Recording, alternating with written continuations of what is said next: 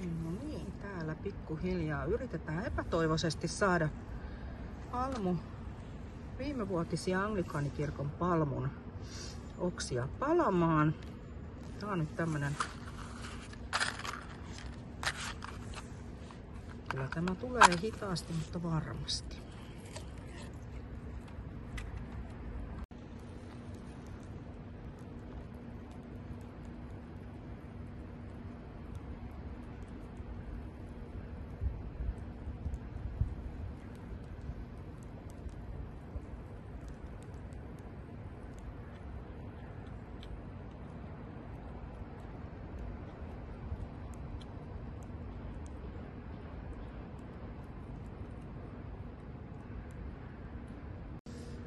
No niin, siinä on nyt aika hyvin palanut nämä palmunoksat, palmuristit, ja nyt sitten vähän jäähdytellään niitä ja sitten vähän siivilöidään ja murskataan ja vähän hienommaksi ja sitten tehdään vielä öljysekoitus siitä.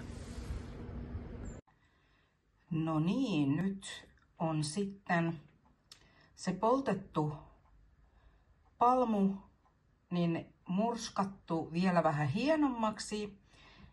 Ensin sormin ja sitten laitoin vielä tuollaisen siivilän läpi sen. Ja nyt sitten niin ihan varovasti laitan ensimmäisen lusikallisen oliiviöljyä sinne, niin saadaan sitten se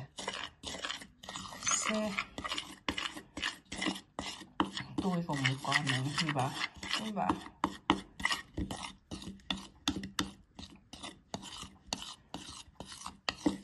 tuhka keskiviikon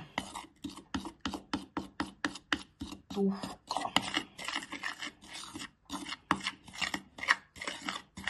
Se ei todellakaan näytä hirvittävän paljolle. Luulen, että tää yksi lusikallinen riittää nyt tähän.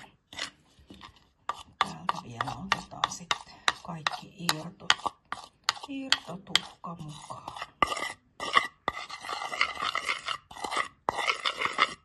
Ja nyt mä annan tämän vähän jähmettyä ja sitten meillä on tuhka valmiina. Eli tervetuloa tuhka keskiviikon messuun Tuomiokirkossa kello 18.